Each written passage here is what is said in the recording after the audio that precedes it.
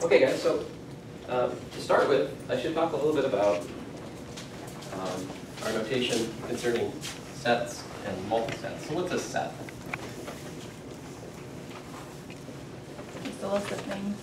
Right, yeah, so, but what's the rule? So let's see here. So for example, we could have S equal to 1, 2, 3, 4, right?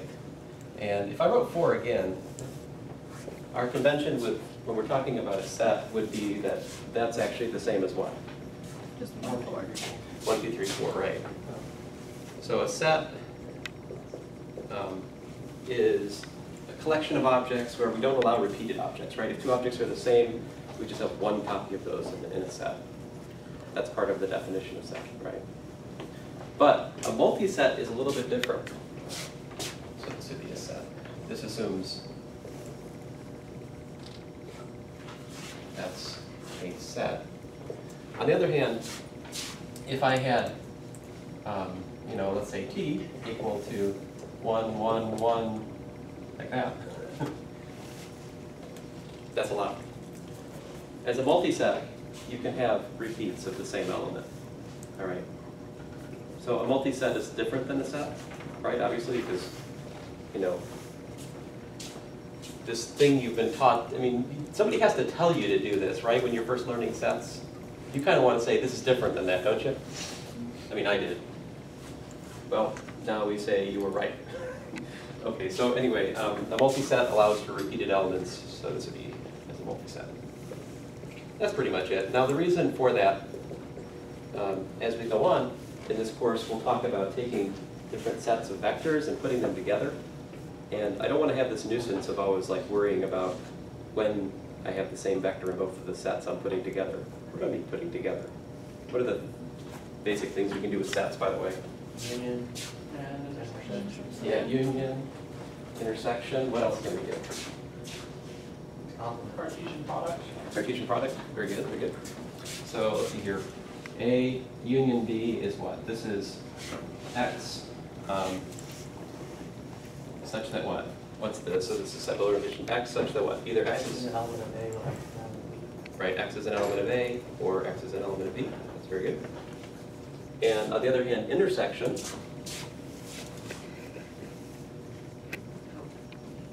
What is that? X an element of A. And X is an element of B. Right. Now, Cartesian product is maybe a little less familiar, but perhaps of even greater importance. I don't know, these are kind of important. Cartesian product looks like the following. So A cross B, this is the set of ordered pairs. So what I have is I've got A comma B, such that A, little a, is an A, and little b is an B. Okay, so that would be the so-called Cartesian product. Right, and you can do this more than once, right? You could talk about A cross B cross C, just the same. What would A cross B cross C be? Set of ordered triplets, where the first component's from A, the second component's from B, and the third component's from C. So this would be a triple Cartesian product. Now,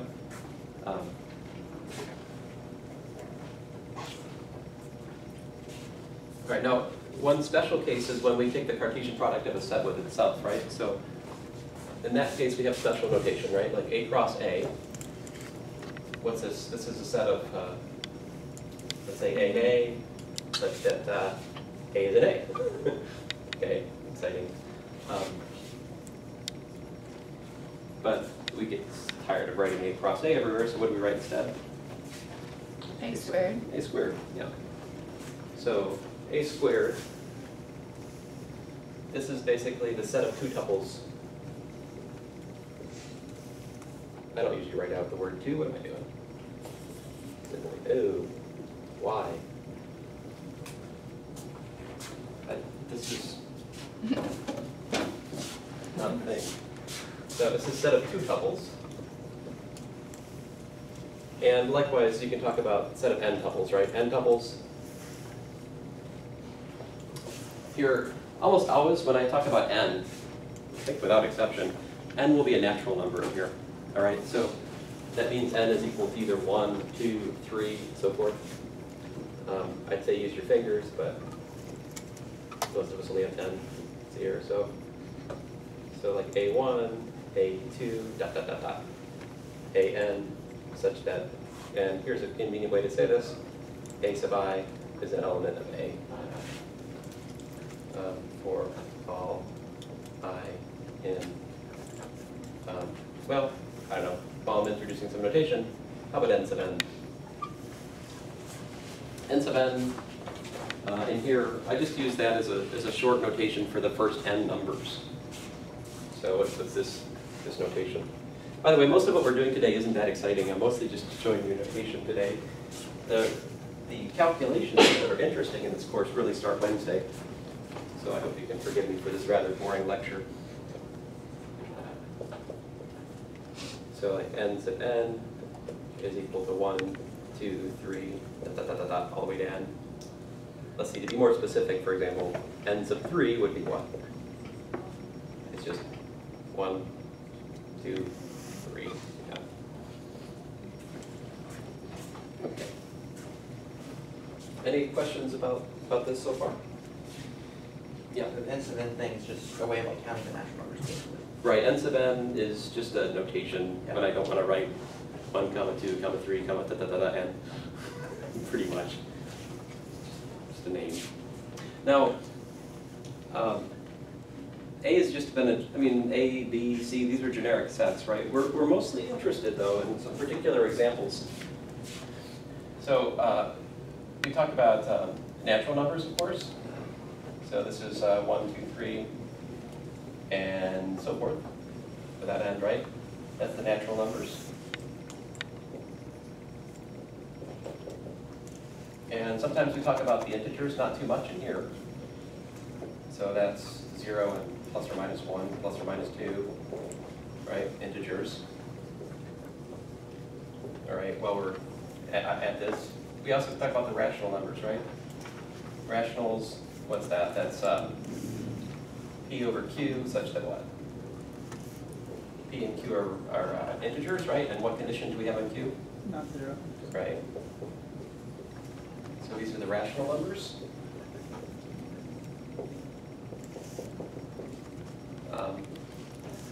And then what's beyond this is the real numbers, right? And that's mostly what we work on here is the real numbers.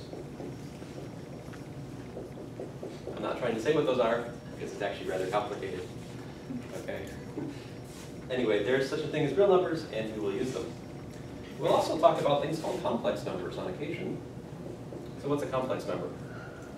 Well, basically just this. It's A plus IB, such that A and B are real numbers, right? And what's this I? Square root of -1. Square root of -1. Pragmatically speaking, that means I squared is equal to -1. And if I had to explain what complex numbers are in a nutshell, I'd say I squared equals -1 and proceed as usual. They just behave like real numbers, just you got that I squared equals -1 and nothing's happened. Now, the real numbers are special because they're a complete ordered field. That means you have less than, greater than, ordering to work with. That's what makes analysis go, right? Mhm.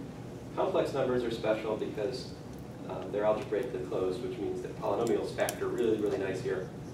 So later in the course, when we consider some questions which really are about polynomials, we'll start working over C. But that's in the third part of the course. And then finally, on occasion, just to keep things interesting, I'm throwing into the mix this semester just for you guys, this one. CP, where P is prime. So this is the so-called finite field. It's a finite field, I suppose, but finite field built over prime P. Let me just give you a simple example. This one's important in computer science. The notation I would use in here, 1 bar, 0 bar. So this is a field. What's that mean? You can add, subtract, multiply, divide non-zero things. There's only one non-zero thing here. It's kind of boring. But this is in fact a field. I guess the main thing here is 1 plus 1 bar is what? 1. 0 bar? It's 0 bar, yeah. So 1 plus 1 is not 2, it's 0 in Z2. Z3, let's see here, you have 0 bar, 1 bar, 2 bar, right? And basically the way this works is you work mod 3. So let's see here, in this one, 0 bar plus 1 bar is 1 bar. Let's see here, what else can I give you an example? 1 bar plus 1 bar is 2 bar, yeah. And then 1 bar plus 2 bar is what? 0 bar, right? Because we get the 3 and then 3 goes back to 0, that's how these work. Modulus 3. So it just loops on this? Yeah, it loops back. Just like a clock. So if I were to do 2 bar plus 2 bar, I'd get 1 bar. Indeed. Now, in this funny number system, like reciprocation is different. Like so, let's see here. 2 bar times 2 bar is what?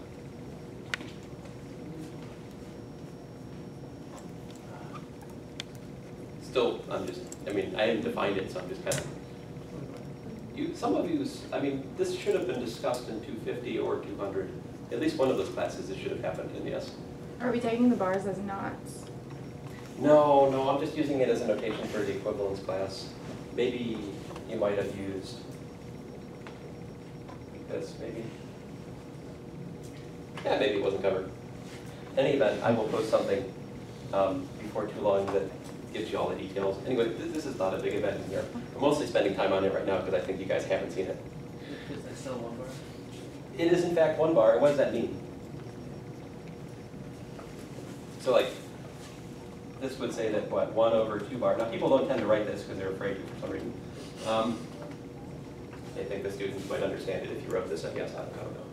But we usually write something cryptic like this: 2 bar inverse is equal to 2 bar. So it's its own multiplicative inverse. Now I see why they're afraid. But it is in fact true that in Z mod P, every non-zero element has a multiplicative inverse. That's not immediately obvious. It comes from studying modular arithmetic. Anyway, that is a little bit off topic in here, but I've thrown in just a sample problem or two on these just to sort of broaden your horizons in the homework. If you're lost about what in the world they're talking about, you can come and ask me in office hours. Yeah. And all this is like able to be done because it's a field, you said? Right. That is true. The thing that the reason, so a field is a set which allows addition, multiplication in such a way that every non-zero element in the field has a multiplicative inverse. Now, can you do linear algebra over something that's not a field? Yes, you can. It's called a ring. Well, I'm getting a little bit off topic here, but a lot of the things I'm talking about today shortly about matrices, I mean, you could build a matrix of cats. I mean, you could build a matrix of, I don't know, whatever you want, national debts for the countries in the northern hemisphere. I mean, whatever. You can put whatever you want in a matrix, but the question is then how would you add cats? I don't know if I could define an addition of cats. I don't know, but I can definitely put them in a matrix because a matrix is just kind of a regular collection of things. We'll get to. So the reason I want to talk about fields is because usually we want to talk about scalar multiplication, and sometimes we want to divide by a number which is non-zero. In that case, I need a field. That's the thing. So, but Landon has a good question that has made me go way ahead of the story. All right. Okay, anyway, so enough about this. There's one very special Cartesian end product that we like to talk about in here, which is Rn. So what's Rn? Is it the generalized form of like the reals, like the cross product of it? I mean, no. Right, it's the Cartesian product of the reals with itself n times.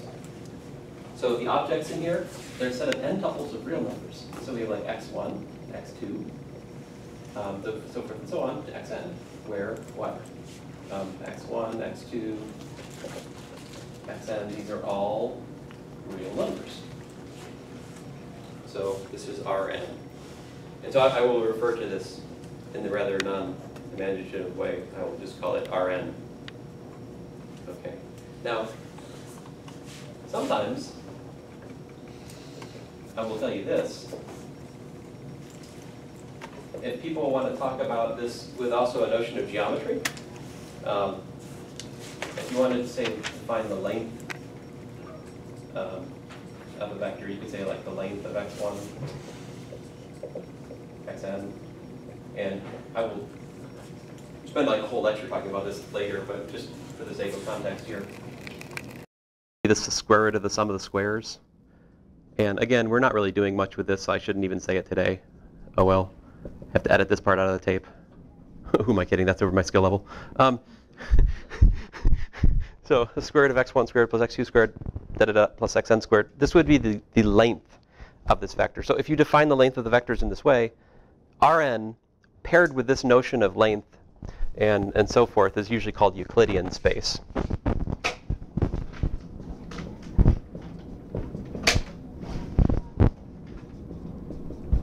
That's probably a lie too. Really, I need the dot product. But we'll get to that later. Let me just stop talking about that. And so when people want to talk about Euclidean n space, you might see the notation like a bolt en used. Dr. Skimbourdis talks about this sometimes. Oops, too localized. All right. Okay, well, let me erase that transgression from my lecture. What I really want to talk to you about is addition in Rn. What's it look like?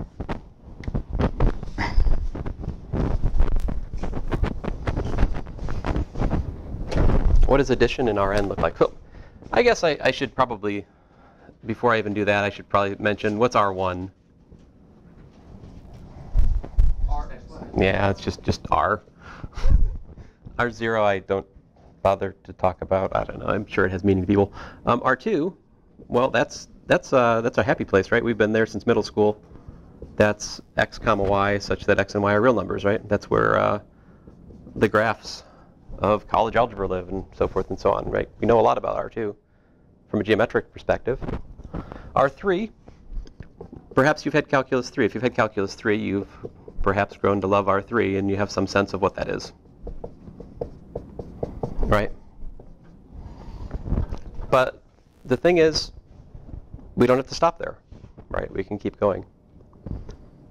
Okay, so let me just talk about R3 for a little bit, because that's a place where I can draw pictures and try to explain things in a somewhat nice way. So how do we add vectors? So definition of addition.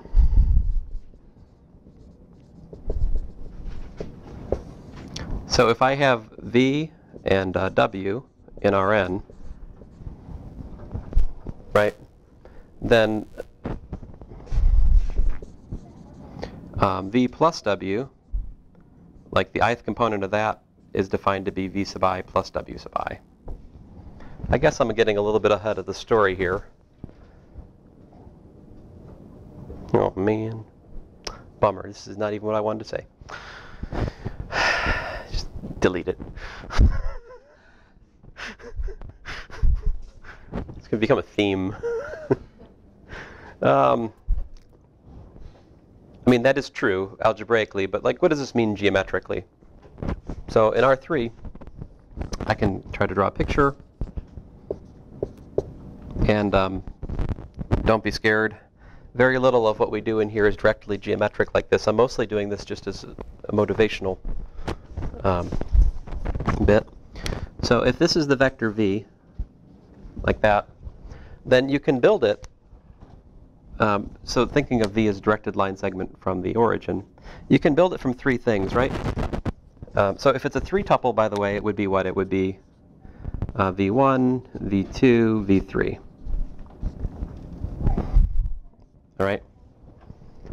Now, if you really look at this definition, what that says algebraically is I could write this as like V1 times 1, 0, 0 plus V2 times 0, 1, 0 plus V3 times 0, 0, 1. I mean, you could break it up into a couple steps, but you know, this is something that will come from that if we study it. Now, geometrically, what's going on? Yeah. Is it just 3 unit vectors multiplied by standard? Right, right. So V1 would be like this here. Okay, so that's V1, E1. That would be this piece. So this guy right here is what we call E1. This is the first unit vector. E2, this character right here, it's the second unit vector. It goes in the direction of y. So that piece would be something like this, if I can hazard a picture. All right. And then the third piece over there, that's a scalar multiple of E3. Now, I've been talking about scalar multiplication and vector addition as if those are meaningful. Maybe that's putting the cart before the horse. I would urge you to read chapter 1 if you haven't seen these ideas before. I talk about them in a considerably less anxious pace than I am currently taking. So V3, E3 would be this piece. E3 is the third unit vector. So what I'm arguing here is you can build any vector in R3 from a sum of a vector in the x direction, a vector in the y direction, and a vector in the z direction. Yes, Chris? So what you're saying is that the v plus w I component is equal to the I component of v plus the I component of w? Yeah, I'm saying that definition is, I haven't really, what can I say here? I should really just erase this and draw this picture, honestly.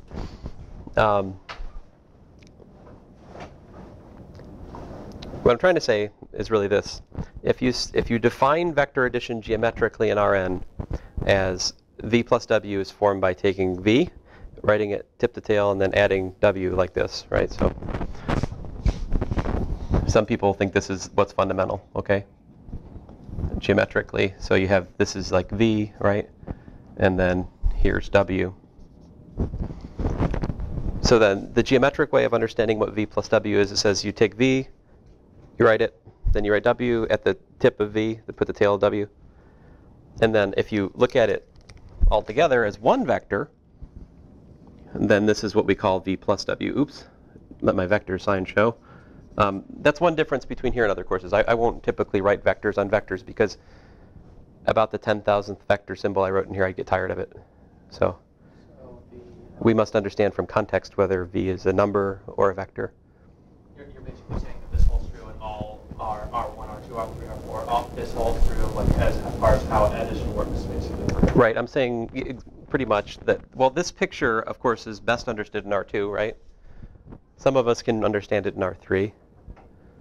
I personally can't understand it directly visually in R4 or R5, right? But what this says, though, at the label of components, if you start thinking about it, if I had this v, right, and if I wrote another w in addition to this picture, you could see then that you could break the v and the w into their x component, y component, z component, right? And then you could rearrange the arrows and just add the x's and add the y's and add the z's.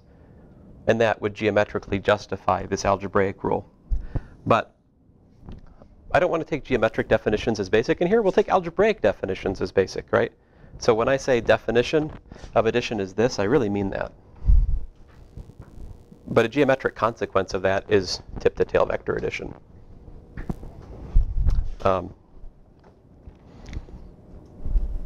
Okay, but this is the main result that we have so far today. Silence, woman. We have that the sum of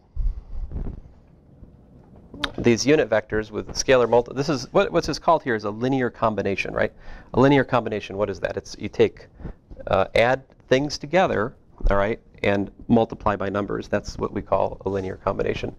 This is a linear combination over the real numbers. That means I take my scalars from the real numbers. You could talk about a complex linear combination later, where you took the scalars from the complexes, but let's let's keep it real today.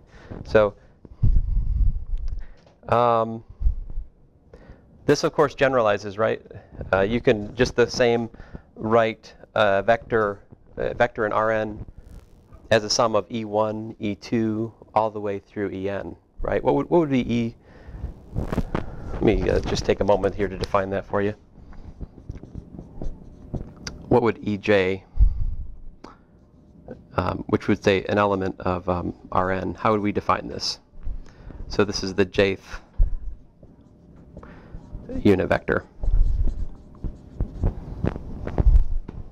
So the most, I mean, there's different ways you could define it. You could use like dot dot dot notation. This I'm not fond of, but you could do this: 0, dot dot dot dot dot 1, dot dot dot dot dot 0. I mean, this is kind of clumsy, right? And this you could just say, hey, that's in the excuse me, jth slot. That's one way you could define the jth unit vector, right? I don't like that way of talking about things. I much prefer a more precise language. So what I would say is that Ej, if you look at the ith component of that jth vector, right? What is it? It's either 0 or it's 1. But when is it 1? When I is equal to j. In fact, there's a well-known combinatorial symbol for this called the Kronecker delta. Kronecker delta ij is by definition 1 if I is equal to j, and 0 if I is not equal to j. And there you go. That's a nice general definition of the jth unit vector. Now, this E1, E2, E3, so forth, this is reserved notation in this course. So if I use E1, E2, E3, E4 later, it has the meaning of unit vector in the way I just showed you right here. Now, there is a certain ambiguity in that, right? For example, Christian, tell me what E1 is. 1, 0, or that's 1 dot dot dot dot 0. You say 1, 0? I'm going, I mean, pox on you. You ruined my joke. So I was going to say he's wrong. He's wrong. I really meant E1 was 1, 0, 0. You know? Now, Christian has gotten around my comment by saying that E1 is 1 dot dot dot dot 0, which is actually very nice, because that's the point, is I don't know how many zeros it is until I know the context. But we will use E1 for R2, R3, R4, Rn, whatever suits our purposes, right? On occasion, we'll need 2 different copies of Rn with different like sizes, and then I might like talk about E1 bar or something, but I will say that specifically when we come to that. Okay. So, the moment you've all been waiting for, what is the matrix? So, it's not as exciting as the movie, but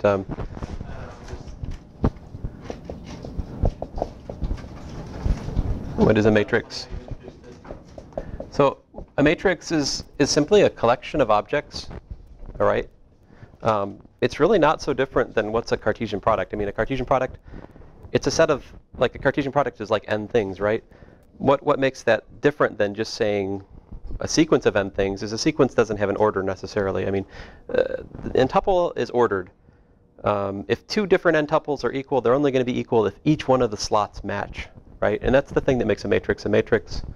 So just to be clear here, if I could take any set, right, and I could look at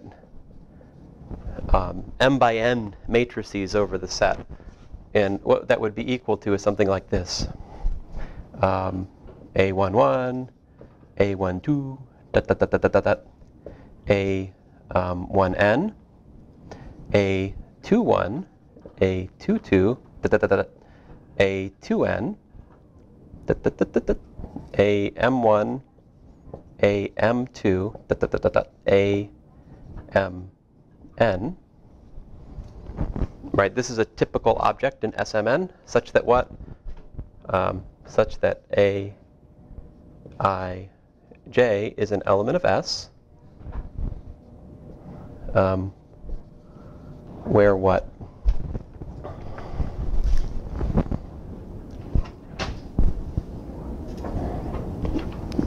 Let you guys catch up here. Is that I or J? IJ. Is that I or J? I don't understand the question. I can read it back here. Oh, but- IJ. Okay. So I and then J, yeah. And that's not written in stone. We'll at different times write JI, so your question is reasonable. Very soon, in fact. But let's see here. So if you look at this, let's just look at, for example, what's called the first column. First column looks like this. Right, so that's the first column.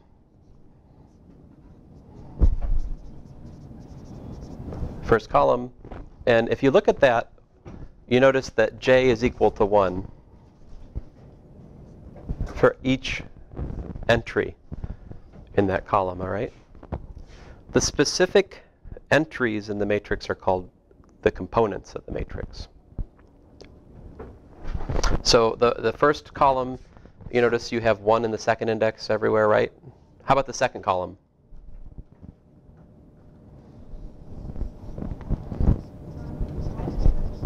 You notice the second column has what? J equals 2, right? So in fact, I kind of put the columns before the horse. Oh, I'm sorry, cart before horse. We have 1 less than or equal to J, less than or equal to, looks like N. There are N columns in this matrix, N as in nanu nanu. Oh, I'm sorry. That comment has become sad after the events of last semester. Let's see here. Then, actually, I think the sad thing is I'm referring to a sitcom which none of you have seen. But let's see here. I actually have more from me. Ah, somehow not surprising. Let's hear.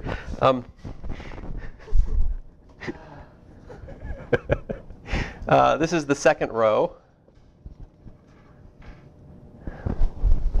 The second row.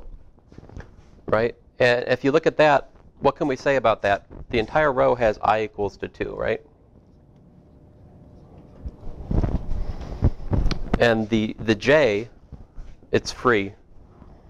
It runs from what? From 1 to N, right? So if you look at that, we have 1 less than or equal to I, less than or equal to M.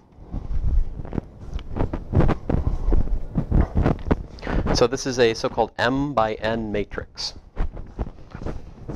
So what is, and you know, just to drive the point home, M is the what? The number of rows. And N is what? Number of columns, yeah.